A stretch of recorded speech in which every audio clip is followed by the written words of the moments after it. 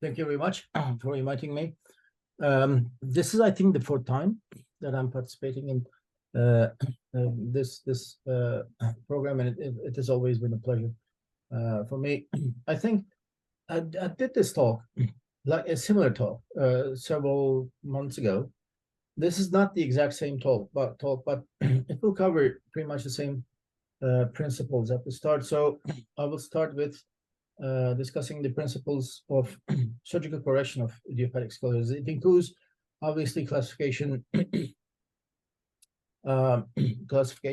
evaluation of the patients, and such.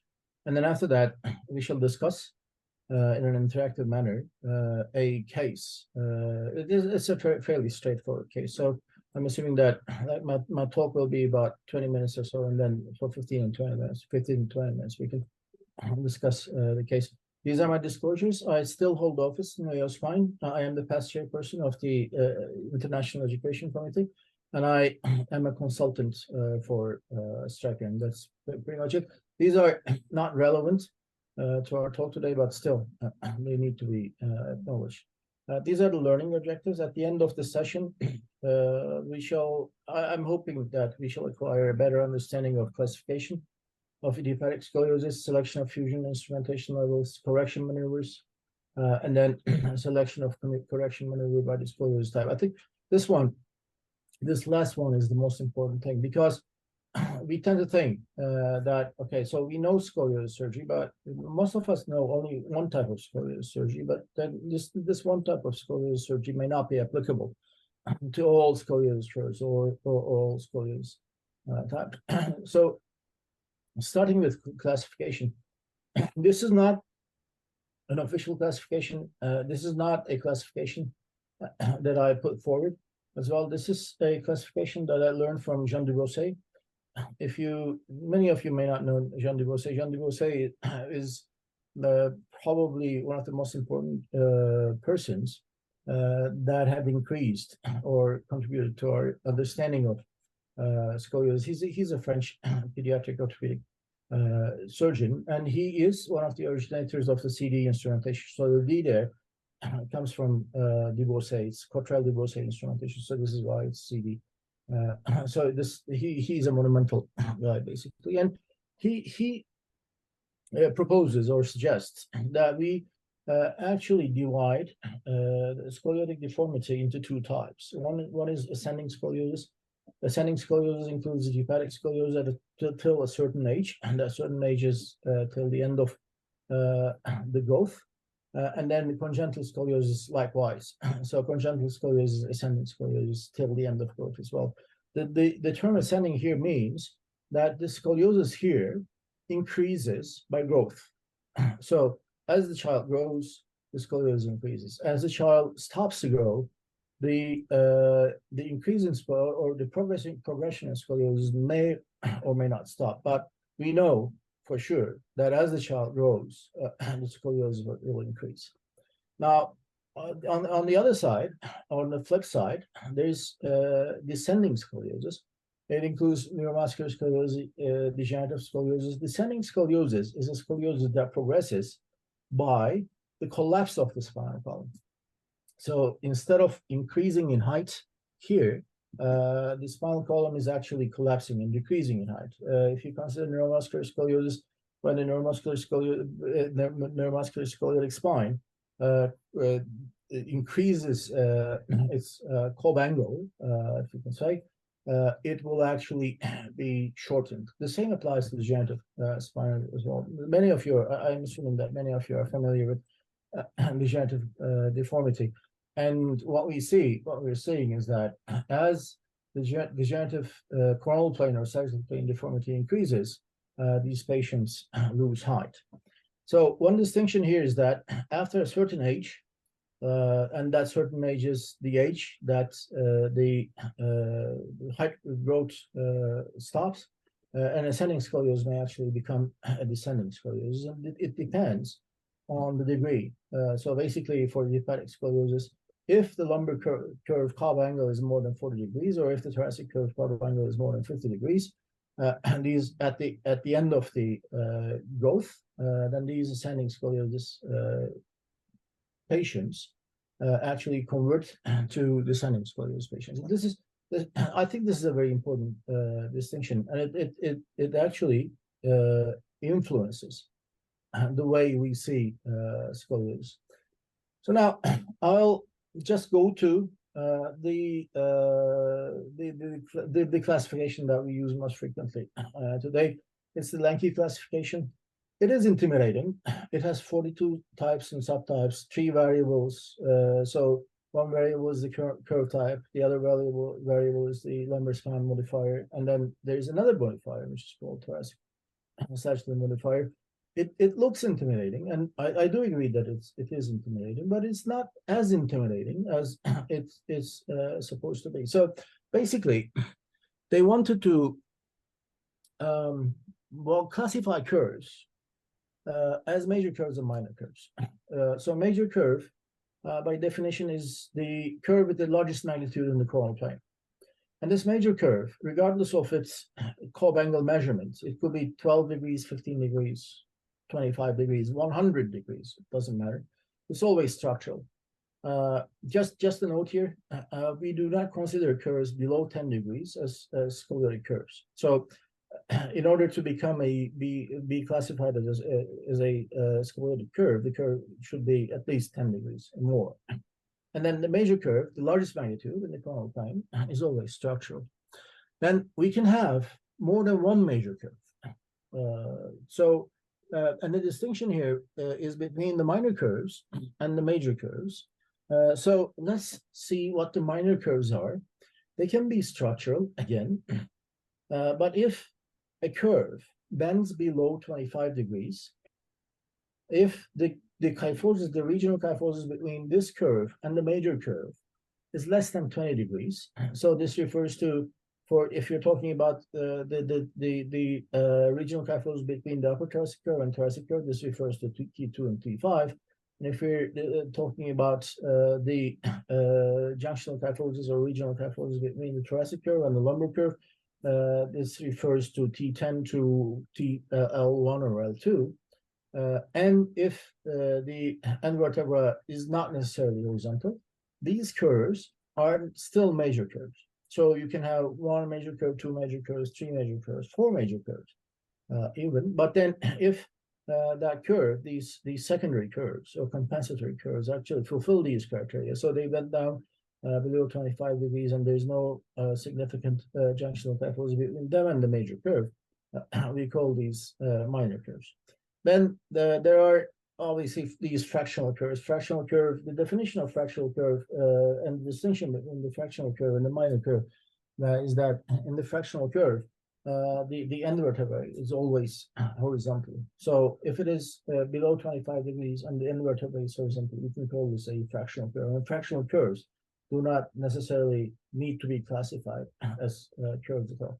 So as you can see here, we have 5 types of curves. Now we have the proximal thoracic curve, we have the main thoracic curve, we have the thoracolumbar or lumbar curve, we can have a lumbar curve, or we can have a lumbosacral curve, as you can see here. So in any given spine, we have at least 3 curves. We have 1 main curve or major curve, or 2 minor curves, or 2 fractional curves, or we can have 2 major curves and 2 fractional curves, or we can have 1 major curve and 3 minor curves. But it doesn't matter. But I think the thing to realize here is that you cannot have a single curve in the coronal plane in any given spine, because if you have a single curve, then it would mean that the patient will be actually bending towards that curve when you see the patient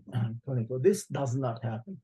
The human brain actually provides here a compensatory mechanism which develops these upper and lower curves and keeps the patient pretty much vertical and pretty much horizontal in regard to the hips and the shoulders. So this is the classification. This is what I was referring to as being intimidating. Well, had you had any any contact with the previous classification, this is actually fairly straightforward. But just to go over it fairly briefly, if there's only one major curve, and it's at the thorax, it's called type 1. If there are two major curves, both in the thorax, so this is a thoracic curve and an upper thoracic curve, it's called type 2. If we have a major thoracic curve and a major thoracolumbar or lumbar curve, it is called a double major or type 3. If we have an upper thoracic, and a thoracolumbar lumbar curve, all three of which are major, then it's a triple major. Then if we have only one curve that is major, but is located at the lumbar spine, or at the thoracolumbar spine, we call this type 5. So type 5 is actually the reverse, from top to bottom, reverse of type 1. So there's only one major curve, but it's located below rather than above. And then if we have, again, two major curves, but the thoracolumbar lumbar curve, or the lower curve, is larger than the thoracic curve, we call this a type 6. Now, what we call a thoracolumbar curve, in case you may not know, is that a thoracolumbar curve is a very specific curve of which the apex is located at the levels of the disc between T11 and T12, and a disc between L1 and L2. Okay, so if the apex is located at that position, we call this a thoracolumbar curve. And thoracolumbar curves usually behave like very much like lumbar curves. So as you can see, they're classified here together. Now, in addition to this, we have a lumbar modifier. Lumbar modifier is basically, it is related to the relation between the central sectoral vertical line. This is the line, the gravity line that passes through the center of S1. So we draw this line, and if this line is between the pedicles of the lumbar curve, this is regardless of whether the lumbar curve is a major curve or not. This is called the lumbar modifier A. Now again, if it touches the pedicle, but it's not medial to the pedicle, not lateral to the pedicle as well, this is called the lumbar modifier B. And if it is actually medial, like it can be located somewhere here, then we call this a lumbar modifier C. These have implications in the selections of fusion levels. So these are not some fantasies of classification, or these are not just developed to intimidate learners in this classification. And then this is the third. This is the second modifier. It's basically, it refers to the sagittal profile of the thoracic spine. If the kyphosis between T5 and T12 is below 10 degrees, it's called hypokyphosis. If it's more than 40 degrees, it's called hyperokyphosis. And if it's in between 10 and 40 degrees of kyphosis, we call this normal kyphosis. These are very empirical numbers. No real evidence behind them. But then again, this is the classification, and it pretty much works. So we're not concerned whether they're empirical or not. So this is the classification in a nutshell. As you can see, we have 6 types. Then we have a lumbar modifier, and then we have a thoracic sagittal modifier. Now, from here, why is this important? Because it actually guides us to select the fusion levels. But one, they're like I will talk about several axioms here. It is a good idea to fuse the major curves. So if you have only a main thoracic curve, fuse that main thoracic curve. You don't have to fuse only that main thoracic curve, but you have to fuse that main thoracic curve. If you have a double thoracic curve, well, go ahead and fuse these two curves. If you have 3 curves, go ahead and fuse these 3 curves. So the Lenke classification tells us that, okay, so once you have classified this curve, and once you have identified that this patient has, let's suppose, 3 major curves, then you have to fuse all these 3 major curves. There's no way around it. So this is one of the important factors related to the Lenke classification. And then if the minor curve is structural, you can consider fusing it as well. We can discuss this when we're discussing the case as well. Sometimes it may be a good idea to fuse the minor curve as well. At least a part of that minor curve. And sometimes it may be necessary to fuse the whole minor curve as well. But by definition, fusing the minor curve is not mandatory, but fusing the major curves is mandatory. Now, I know that I will be slightly losing you here when I talk about these, but basically, this minor curve, major curve thing, and this like the emphasis on the regional kyphosis between the major curve and the minor curve has actually arisen from several other studies that have been done by Lenke co-workers in early 1990s. And then, as you see, now this is for the upper thoracic curve. They say that, okay, so if the upper thoracic curve is something that we need to consider as being important, then these are the criteria, then you have to fuse the upper consolidatory curve. Is why it works. We have a paper on this, and then using hybrid instrumentation, when we use these criteria, actually we were very successful in maintaining shoulder balance. But there are some rules here. So in the sagittal plane, where you stop at the lower end or the upper end, should be at a normal segmental sagittal alignment. Preferably no mild rotation, correcting and side bending. And then you should definitely avoid stopping below L3. Sometimes L4 is acceptable, but let me tell you one thing, like L5 in the idiopathic scoliosis curve is not acceptable. S1 would be a sin. Don't do it at all. I mean, an idiopathic scoliosis curve in an adolescent should never be fused below L4. Never ever. This is something that I would strongly emphasize here. Do not stop at the apex of any sagittal deformity, and then do not stop above the apex of any lumbar structural deformity. Like if you have decided that you should be fusing the lumbar curve that is like 35 degrees or something like that, and the apex is at L2-3 disc, so you should not be stopping at L2. So if you have to do that, try trespassing the apex. And so if the apex is L2-3, I would rather go to L3 than stopping at L2, because it avoids a lot of complications related to coronal imbalance after that. Now, having said that, now we have decided which levels to fuse. Now we have to decide upon which type of correction maneuver we want to use. There are several correction maneuvers. And then just before going over them, I would like to tell you another axiom, which is that in posterior instrumentation, if you compress the posterior column of the spine, it causes lordosis and or corrects kyphosis.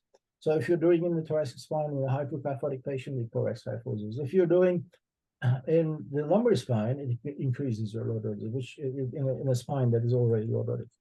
Conversely, if you distract the posterior column, it causes kyphosis and or it corrects lordosis. So if you're dealing with a very hyperlordotic lumbar spine, if you distract it, it corrects lordosis. Whereas if you distract an already an already kyphotic thoracic spine, it will increase kyphosis. I think this should be fairly straightforward. So the maneuvers, this is the oldest one, the Harrington forces. So basically, this is about distraction on the concave side and compression on the convex side.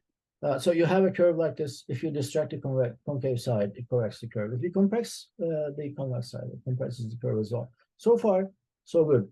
We have used this for only this for more than 20 years, and it worked fairly well. in the coronal spine, but did not work fairly well in the sagittal plane, because when we distracted the concave side in the thoracic spine, it actually increased kyphosis. So this was something that we had overlooked at in the years between 1960s and 1980s. We were looking at scoliosis only on the coronal plane. And so when you look at the scoliosis only on the coronal plane, you can only see that, okay, so you're correcting scoliosis by distracting the concave side. You don't see the sagittal plane. Now we know that sagittal plane is essential. After that, we had two different translation maneuvers. One was the introduction of sublaminar wires. So basically, with this translation maneuver, you have a rod, you loosely fix it to the upper end vertebra, you loosely fix it to the lower end vertebra as well. You hold it in place. So this may be bent according to your desired sagittal plane. So like for this thoracic spine instrumentation, it may be bent into kyphosis. Then you attach some anchors to these levels, to the levels in between. They could be sublaminar wires, they could be sublaminar bands, they could be whatever, reduction, pedicle screws even. And then you hold your rod, and by tightening the wires, bands, and or the reduction screws, you pull your spine to your rod. So this is a translation maneuver. This is a very useful maneuver, and we still do use it. I think this is one of the most useful maneuvers that we have for correction of scoliosis this time. Now, another maneuver is called cantilevering or cantilever bending. Now here, you apply the rod instead of the concave side to the convex side. As you can see here, now you apply the rod to the upper part or the lower part, it doesn't matter. And the rod now, when you apply it like this, sticks to one side. And if your spine is kyphotic, it sticks out of the wound as well. Now, when you press this rod towards your spine, this actually carries the upper half of your curve to be in line with the lower half of your curve as well. This is very, very useful in kyphotic spines. So in kyphotic spines, we still use it.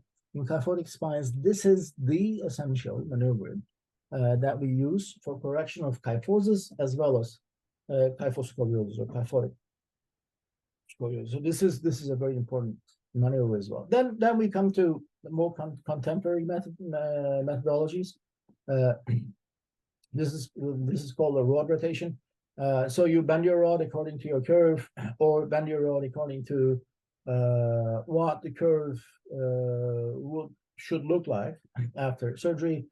You rotate your rod, and then the rod carries. Actually, this is a translation maneuver, if you consider as well. The rod carries the spinal column and the deformed spinal column with itself to translate the scoliotic curve into a sagittal plane curve. It could be a sagittal plane curve that in the thoracic spine that is kyphotic, or it could be a sagittal plane curve in the lumbar spine, which is supposed to be lordotic. Then you can do this with two rods. So you can insert two rods, and you can rotate these two rods simultaneously.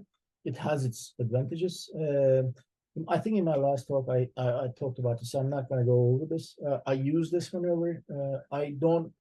I'm not here to say that you should be using this maneuver, but it's a very fairly useful maneuver as well.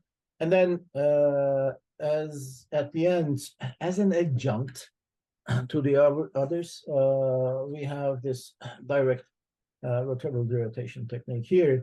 By definition, insert monoaxial screws at the apex on both sides. Then you put those columns or tubes or whatever, but they're basically functionally joysticks. So you put those joysticks on top of your screws, and then you rotate the joysticks so that this theoretically corrects the rotation of these levels, the axial rotation of these levels, and this is called a derotation or segmental derotation maneuver. I don't use this.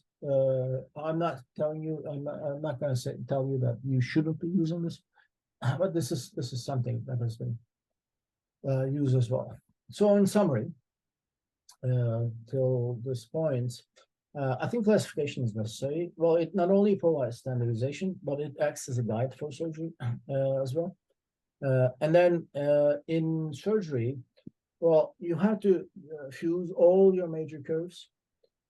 Some minor curves may be included.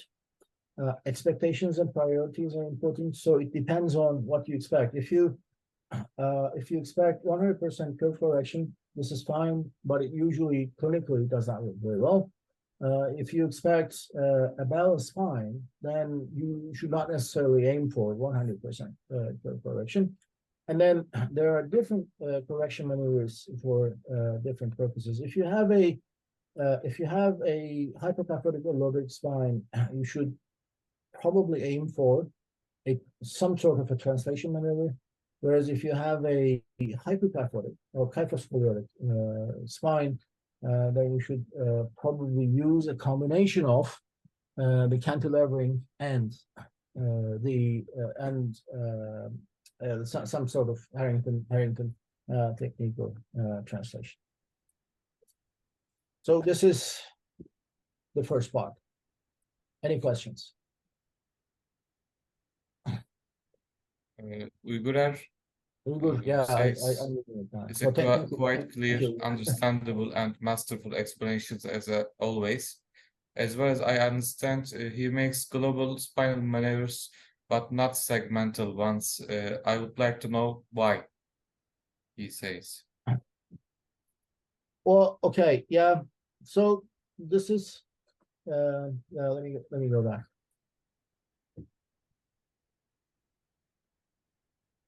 Let me go back to, let me see, please. Please. So now here, this is the segmental derotation maneuver. Now the key here, and I have a paper on this. It was published in a journal called Medical Hypotheses. So basically, let's suppose that you have corrected your spine with a global derotation or translation technique, and you still have residual kyphosis. Now, what happens here is that what happens in scoliosis, especially in the thoracic spine, is that as the child lives with thoracic scoliosis, and as the thoracic vertebral column rotates to one side, we know that the anterior column, as it is unloaded now, like it's not on the weight-bearing line, grows more than the posterior column. So by definition, the anterior column of these adolescent idiopathic scoliotic patients, especially in the thoracic spine, are relatively longer than their posterior column. Okay, so now if we just translate, we carry this bulge of a relatively short posterior column and relatively long anterior column to the midline. Okay, without necessarily trying to rotate it. But when we try to rotate it, we carry this relatively longer anterior column to the midline, which creates lordosis in the segments that we have derotated. So, and we did a systematic review of the literature at the time we were publishing this as well. So, if you look at the literature, all the series that are on segmental derotation actually report no correction of the thoracic, no restoration of the thoracic kyphosis, and or some loss of thoracic kyphosis. So basically, it's a matter of choice. Do you want to restore your sagittal balance, or do you want to restore your axial rotation? So this is pretty much it. I'm more interested in restoring my thoracic kyphosis than derotating the apical vertebrae. But this is the reason. It may sound somewhat theoretical, but I hope it's not.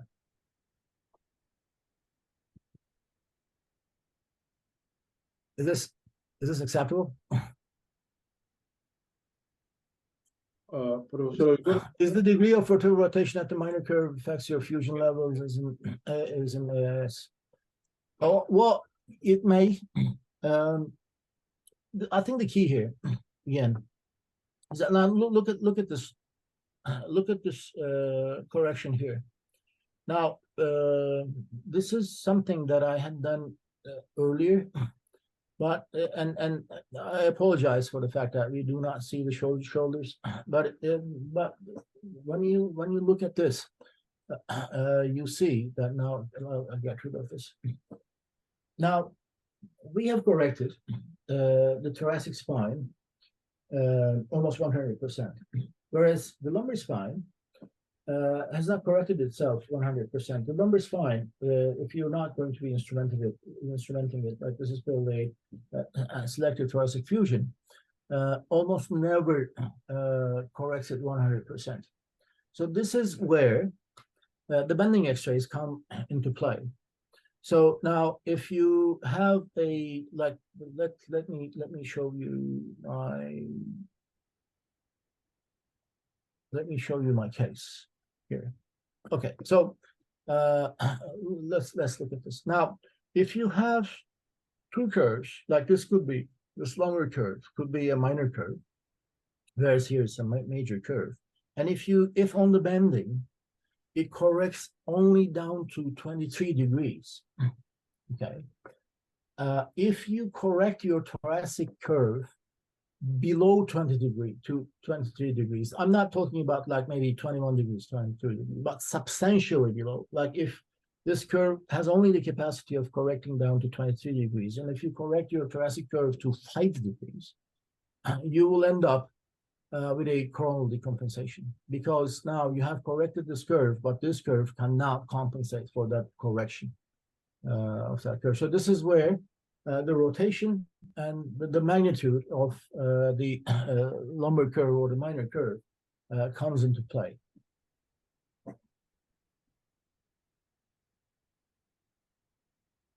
Yes, now, pointy osteotomies.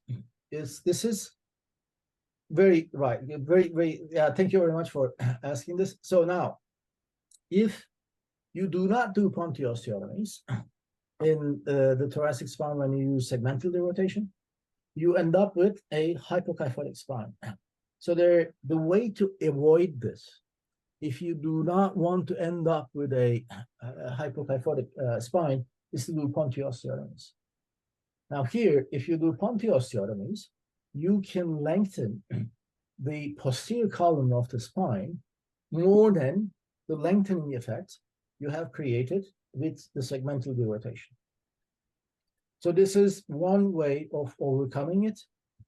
But then this very substantially lengthens the spine. And in most of the cases, I think of it as being somewhat dangerous, because like instead of 3 or 4 centimeters, you may end up lengthening the spine 5, 6, 7 centimeters, and which may turn out to be dangerous. So I do not routinely do it.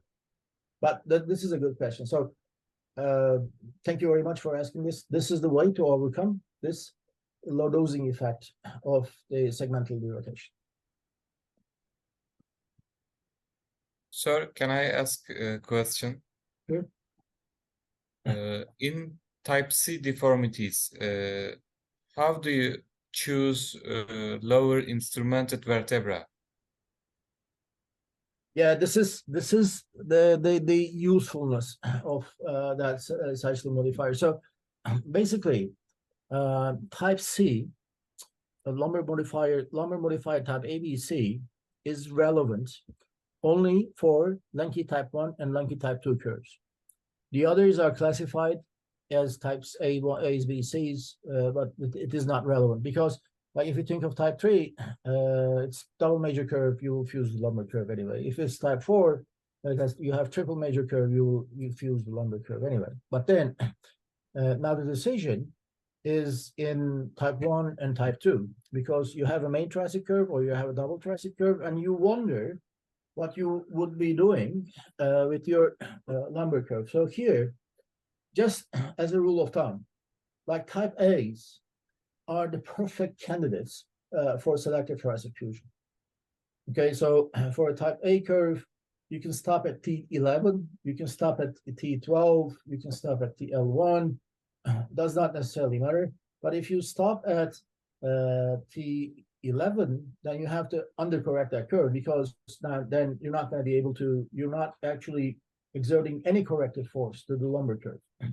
Okay, so the only distinction here is that one, I do selective thoracic fusion 100%, but depending on how high or how low I end up, I will adjust my correction. So if I want to end up, if I want to do a very short fusion, let's suppose from T5 to T11, this can be done, but then you shouldn't be correcting it very much, because then this correction cannot accommodate, or the lumbar curve cannot accommodate the overcorrection of this. Whereas you can come down to L1 in type A, and then you can correct fully, because once you're in L1, then you can exert a correcting force to the lumbar spine as well. Type B is a gray zone. In type C's, it is very much recommended that you go down to L2 or L3, depending on the apex of the lumbar curve. So this is where that lumbar spine modifier, modifier comes into play. Type A's, you can stop anywhere. This is the pure selective thoracic fusion. For type C, you probably shouldn't do a pure selective thoracic fusion, because it will be prone to decompensation either in the sagittal plane or in the coronal plane. So as you go from type A to type C, you probably go as for your lower instrumental vertebra probably goes from T12 or L1 to L2 or L3. Okay. This is the use of it. Thank you. Is this too theoretical, or, I mean, are you being able to follow, or am I talking too fast? Are you happy in general? Yeah, we are happy. Okay, very good. Okay, so now this is the case that I will be asking your opinion about. So this is a case that I treated probably 20 years ago. So this is a 13-year-old girl. Her back deformity was identified 1 year ago. She had a brief trial of TLSO, but she was not the type of girl who would be very happy with TLSO, so she didn't wear it at all.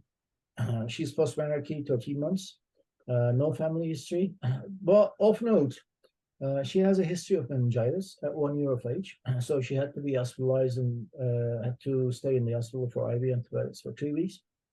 But apart from that, her neurology is completely normal. Her abdominal reflexes are completely normal as well. So because of this, which was probably a mistake, I forsake the MRI. So like system neurology was completely normal. I didn't ask for an else. But these are the X-rays. So her images, this is the left side, this is the right side. So the upper thoracic curve is 21 degrees, corrects to 18. The thoracic curve is 47 degrees, corrects to 38. And the lumbar curve is 49 degrees, corrects to 23. She's a research tree. And as you can see here, now this is this horizontal line is we want to use the coracoid process. The coracoid process is here, and the coracoid process here, as a landmark of describing the coronal plane or the height of the shoulder. So as you can see, now her left shoulder here is maybe 2 centimeters higher than her right shoulder. And then this is the sagittal plane. So 44 degrees of kyphosis, which would make her a plus, and then 57 degrees of lumbar lordosis. So the question here is, how do you classify this? What to do now? Conservative treatment, brace, short exercise program, surgery, if surgery, which curves, which levels? I'll go back to the images. Any ideas?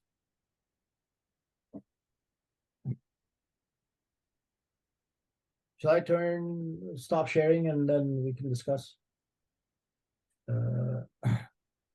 Okay, maybe we will. Maybe. Let's say something. Stop sharing. Okay, so the upper thoracic curve is 20 degrees. Thoracic curve is 47 degrees. Lumbar curve is 9 degrees. I think lumbar curve is Lumbar curve is both natural. flexible. Lumbar curve is both flexible. Yes. And then the upper thoracic curve is probably not. Compensatory. I think it's compensatory. Correct. So how do you classify this? Lenke 5. Lenke 5. Lenke 5. Lenke 5. But then Lenke 5 would be a major lumbar curve, but a minor thoracic curve. So this thoracic curve is definitely not minor. Maybe double major. Double major, yes, but double major, a double major in which the lumbar curve is larger is type 6. Type 6.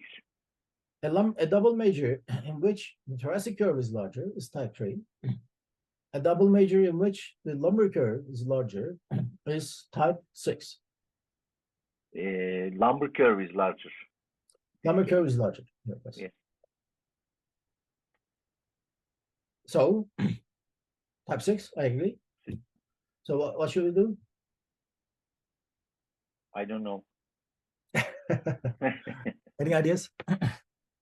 Maybe Sapasatoğlu. Type 6C, yes. Say, Baran, you're right. Ali, I would not say that it's lanky type 1 because it's if you remember lanky type 1, lanky type 1 is just a single thoracic major curve. So we don't have a single thoracic major curve here. The lumbar curve is the largest curve, although it's more flexible, which is usually the case. It is larger at the standing X-ray than the thoracic curve. So, like, remember, by definition, the largest curve is always structural, always. So the lumbar curve is structural, the thoracic curve is structural. It cannot be Lenke 1. Professor, can we have the chance to see the bending films? No, I don't have them. Okay. So do we classify it as type 6? I would say so. Yeah, because lumbar curve, I'll go back. Yeah. Sharing my screen again. So if we think that it is type 6, then I think it will be safer if you go down to L4. Otherwise, maybe L3. Correct. We should be down to the apex of the lumbar curve. Right. The apex of the lumbar curve here is where? Well, 2-3 disc, is it, or just L2? L2. Here. Oh, This is it. Yeah. 2-3 disc. So 3 or 4. And then at the upper level, by definition, this is the upper thoracic curve is not a structural curve, and the left shoulder is high. So by definition, you don't have to fuse this upper thoracic curve. So you can. I think the right shoulder is upper. Right shoulder. Yeah. Sorry. So right shoulder. Sorry. Yes. Yeah. So the upper side, we shouldn't go too much. Maybe T4 is enough. 1, 2, 3, 4, 4, 5. Yeah. 4, 5 is enough. Yeah. Yeah. And below, maybe L3 is okay, I guess. L3 or L4. Because she is 13, I would try to stop at L3 if I had a chance. Correct. But I would be happier if I could see the bending or the traction films. Yeah, I don't use traction films. I actually very rarely use bending films. I do remember using bending films for this girl, but I usually do not use bending films even. Yeah. But then since now I have these numbers for you. I think I did use bending films for this girl, but I don't have them here. Okay. But what is the difference? What is the difference between L3 and 4? And then there may be a case for going to L4 here. What is it? The rotation, maybe? Rotation, yes, rotation, and look at the relation between 4 and 5. Is there a rotatory subluxation? Yep. Yeah, So there is. there's a rotatory subluxation. So Yeah. I mean, this is not something that is very solidly established, but then this suggests that, okay, so if there's a rotatory subluxation, you may as well go one level below. And then again, the distinction here is that you talk to the family. If you stop at L3, you will have 100% some residual lumbar curve, which will eventually result in this belly asymmetry. Okay, so Yep. if the family is okay with this, you can stop at L3. But if the family thinks that now that their daughter will be undergoing surgery, this daughter should be corrected as much as possible, then it's better to go to L4, because now the rates of correction between L3 and L4 will be very different. So I'm not saying that you should go to L3 or L4, but these are the two things that you need to consider. The one, there is rotatory subluxation at 4, 5, so you may not be able to derotate 4 on top of 5 if you stop at L3. And then if you stop at L3, there will be some residual lumbar curve left, and you should acknowledge family about that. So we shall stop at L3 because of these regions. Your daughter is very young, so I don't want to go below below a certain level so that she can have a healthy spine in the future and things like that. But then, if you stop at L3, she will have some residual curve in the lumbar spine. Does this make sense? Yep. Yeah. Is Can Koşar here? Yes. Can I make one comment on this? Yes. Sure. Okay, so as far as I see from here, L3 has no rotation. So the importance. This is L3. Yes, that there is little rotation. The pedicle, sorry, on the same side. So the importance of, I would like to stress the importance of bending films. So because the position of the L3 going to the midline will be my concern for stopping at the L3, because L3 is in the lumbar curve. So it's very dangerous to stop, or we have to consider some important issues afterwards if we stop at L3. So we have to be sure with the traction film or the bending film. So I use them. Probably they will give us some idea beforehand. No, yeah, John, I do agree with this, but then is there a distinction between a type 1C and a type 6 here? Like in type 1C, I completely agree with you, because the major curve is high about, and then now we're dealing with the compensatory curve. But here, we are dealing with the major curve. So they may not be the same. I mean, I do agree with you that we should definitely use these techniques if you're induct. Yes. But then there may be a distinction between a type 1C or type 2C and a type 6 in this regard. So I don't know whether you can be economical in a type C type of curve, or a type 6 type of curve. And I would choose the L4 for the lower end vertebra in this situation. In this situation. Yeah. Yes. So any other ideas?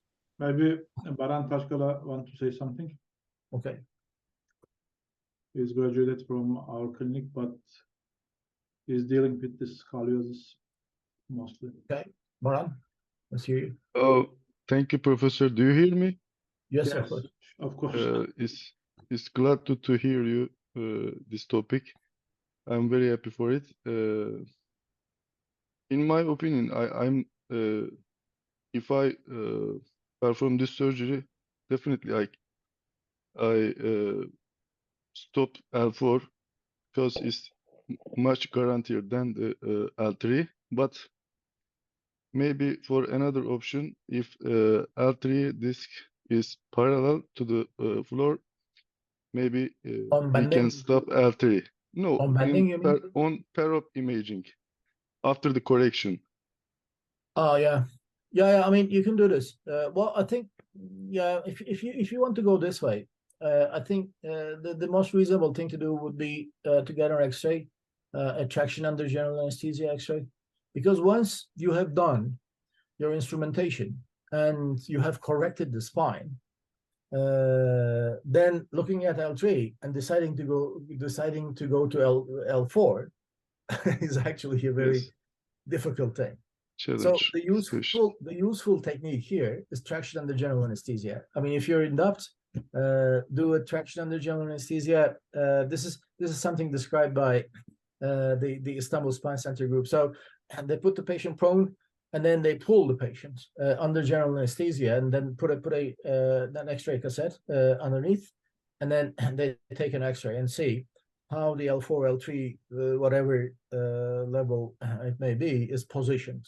So I think it makes very much sense. I don't use very much, but if you're in doubt, I think this may be a very useful thing in these cases. Thank you, sir. Okay, so this was the discussion again. Summary again here. So yeah, we did surgery because she's still reserved to her lumbar curve is 49 degrees, so I don't think there's any place for conservative treatment here. So again, I decided to include a thoracic curve and lumbar curve because both are major curves. But I'll show you the X-rays. But then, interestingly, we lost the MEP signal after full correction completely, 100%. After correction, that is, like, oh, we put all the screws, no problems. We did the correction, and then suddenly, MEP goes. So we released the correction partially, did repeated SSEPs and MEPs, and the neurophysiologist told us that there were signs of recovery. So we decided not to take out the instrumentation, but just accept the undercorrected position, relatively undercorrected position. So she woke up with partial loss at left leg, and she recovered completely in 2 months. But this is the immediate postoperative X-ray. So the upper thoracic curve is 20 degrees. Again, we didn't instrument it, so it's pretty much the same. The thoracic curve is 26 degrees and the lumbar curve is 16 degrees. And the thoracic sagittal plane is 25 degrees. Now, it was 44 if you remember. Any comments? Any problems that you see here? Any comments on why this neurology happened? Sagittal balance is positive, I think. Sagittal balance is positive, correct? Is this a concern?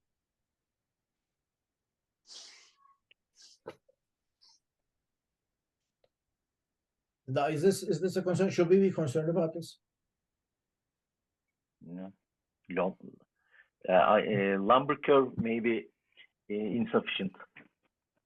No, but I'll show you. I'll show the images for 2 years. Like these sagittal plate balance problems in adolescents usually correct by themselves.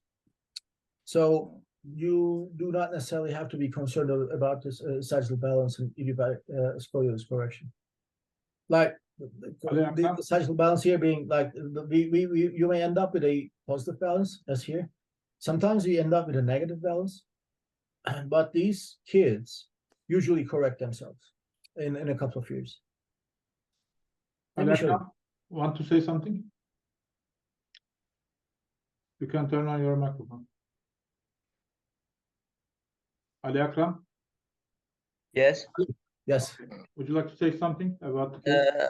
I want to discuss some intra-op technical factors like adequacy of intra-op release using of Ponti or.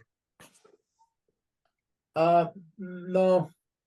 Well, yeah. What I usually do is I always take, yeah, the sequence goes, you expose the spine, you put the pedicle screws, and then before inserting your rods, I take off all the facets. So I take off the facets, but only the medial facets, not the lateral facets. So it's not a Ponti osteotomy. Then I apply the rods and do whatever correction maneuver I would do, unless like when I do this, if I see that, like when after taking the facets, when I manipulate the spine, like I push from the side, the spine is very stiff, then I go to Ponti osteotomies. So I do not routinely use Ponti osteotomies, and I did not use Ponti osteotomies in this case.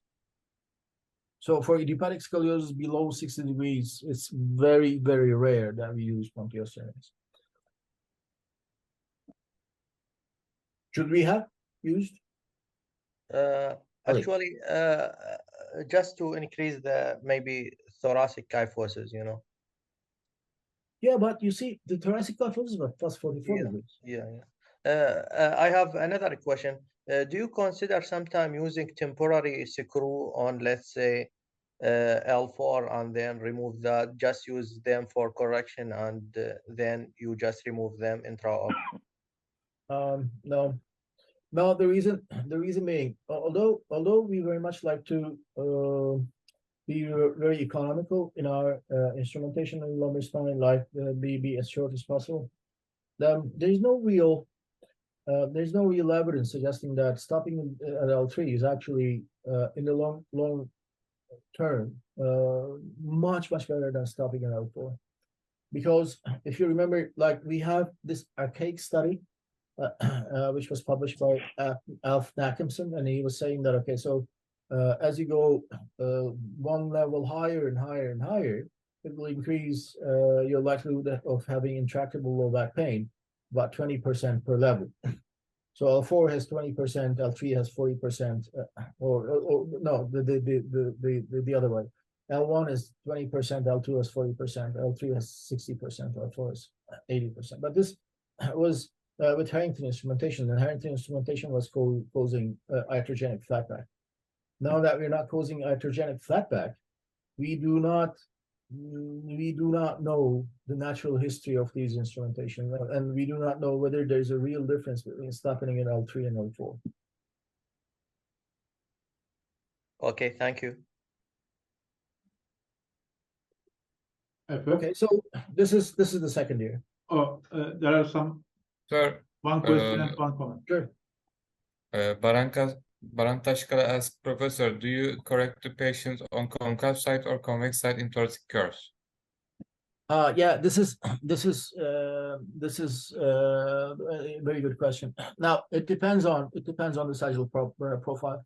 So if the patient is kyphotic in the thoracic spine, I start correction, or I start applying the convex rod first. And if the patient is hypokyphotic or normal kyphotic, I start correction from the concave side. So, like if the patient is hypokyphotic, the main correction maneuver is translation. And if the patient is hyperkyphotic, the main correction maneuver is cantilever. So this is the distinction. So this is where we use the thoracic sagittal modifier of Flanke classification as well. So each and every part of Flanke classification has its own use. Thank you. I mean, if you have attended, I did another webinar with you for idiopathic scoliosis, and I had actually, if you may remember, I don't know if there are people here who were there. I showed you how I try to achieve the balance of shoulders. So you see, for me, this is an excellent correction. Although it's not 100%. If you look at the thoracic spine, it's only maybe 55% correction. but as you can see, a very reasonable sagittal plane, a very reasonable thoracic plane, and the shoulders are level, and the patient is centered over her pelvis. This is, for me, this is the optimal and ultimate end result. So this is usually what I say when I talk about idiopathic scoliosis. Do not concern yourselves with the amount of cob angle correction you will achieve. Now you have to like list your priorities. Okay, 1, I want to deliver the patient out of surgery intact neurologically. 2, I want the patient to be balanced and shoulders. 3, I want to be the patient to be balanced in the coronal plane. 4, I want the patient to have a reasonable sagittal plane. 5, I want to have the patient corrected as much as possible. So you see, the correction as much as possible is very low in the list of priorities. Does this make sense? I mean, this is my view. Obviously, you don't have to adapt this. Okay, Ali Akram. You, Polycycle, thanks a lot for this discussion. We got so many tricks. Yeah. Ali Akram very Alice nice. Saigale is joining from Albania. I know him. Can Koşay. Regarding the post. Maybe Can Koşay want to talk himself. Can Koşay.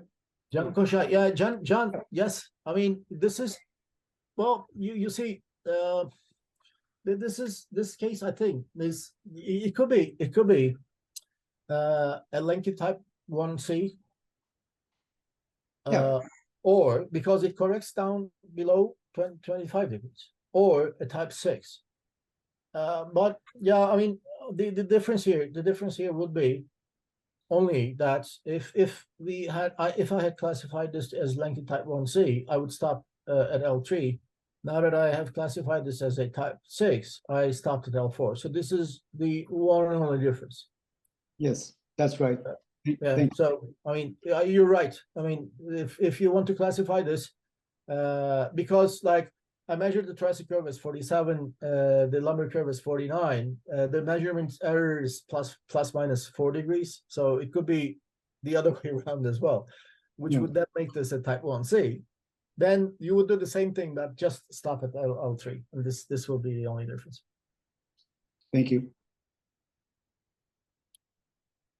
Okay. Any other questions? No. Okay. So so at 2 years, normal 15-year-old girl, no residual neurology.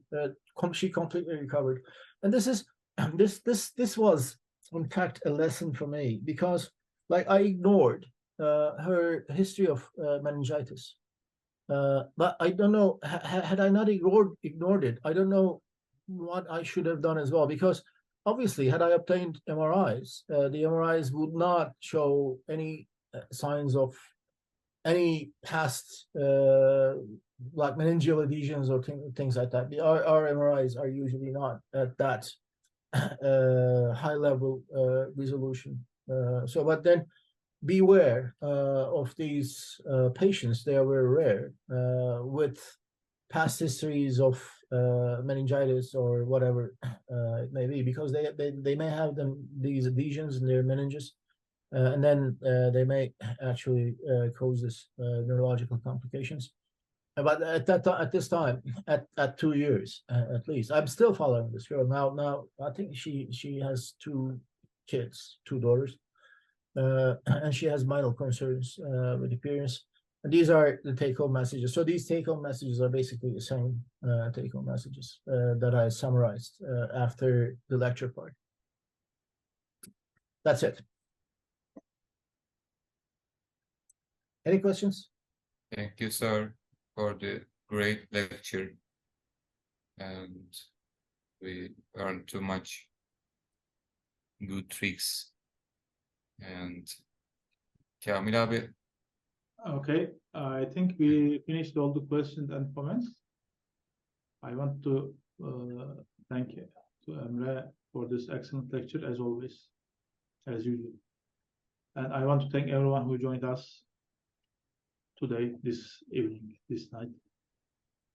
Okay, thank you. And I want to say sorry about the misunderstanding, about a little confusion from my side, and I posted the poster, promotional poster, from adult, last year. adult idiopathic scoliosis. So everyone joined thinking the lecture will be about the adult. Well, yeah. Next time, inshallah. Next time, inshallah. Okay. Okay. Thank so, you so much. ladies and gentlemen, thank you very much. Thank you. See you next time. you. Bye.